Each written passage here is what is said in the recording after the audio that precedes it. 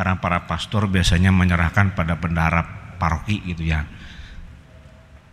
Apalagi kalau berbicara, mendengarkan sharing mereka.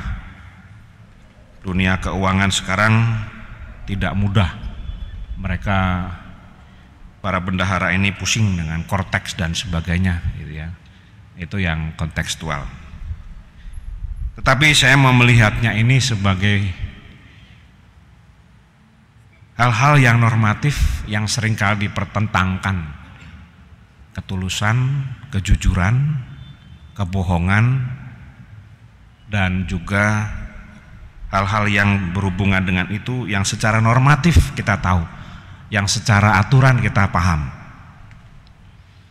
Tapi saya menjadi ingat ketika saya ingin sekali mempunyai jam arloji.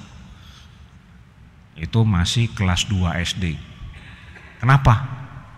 Teman-teman saya sudah pada punya. Biasa ya, anak-anak kecil tuh kalau ngeliat temennya punya lalu kepengen juga. Kadang-kadang orang tua juga gitu ya, tetangganya punya apa juga kepengen. Rupanya itu yang tidak berubah dari anak-anak sampai orang tua. Ya, lalu orang tua saya hanya bilang, kamu belum waktunya punya itu gitu ya. Dan kemudian pada waktu itu saya punya kebiasaan jelek kalau bangun tidur, karena kami harus buru-buru berangkat sekolah, sekolahnya jauh. Jadi selalu semua saya tinggal begitu saja di tempat tidur. Orang tua saya tidak mau. Lalu harus membereskan itu, dan itu hukumannya. Nanti kalau semuanya sudah beres, jadi dengan cara itu orang tua saya mendidik. Kalau semuanya sudah beres dan kamu sudah siap, pasti dibelikan. Belum waktunya. Menunda hal-hal yang belum waktunya. Jadi apakah itu bohong? Orang tua saya tidak. Tapi memberi waktu.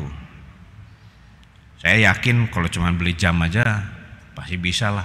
Orang saya pegawai negeri, dan pada waktu itu jabatan tugas orang tua saya lebih daripada tetangga-tetangga kami yang anak-anaknya sudah pada punya jam.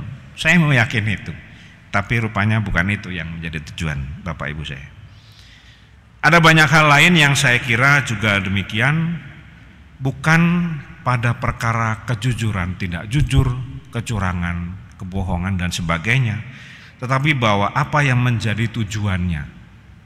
Dan tujuan ini jelas bagi saya, bagi kita sekalian, bahwa hal-hal yang berhubungan dengan sesuatu yang baik itu belum tentu di awalnya kelihatan baik, tetapi juga hal yang buruk ternyata bisa kita lihat di kemudian hari.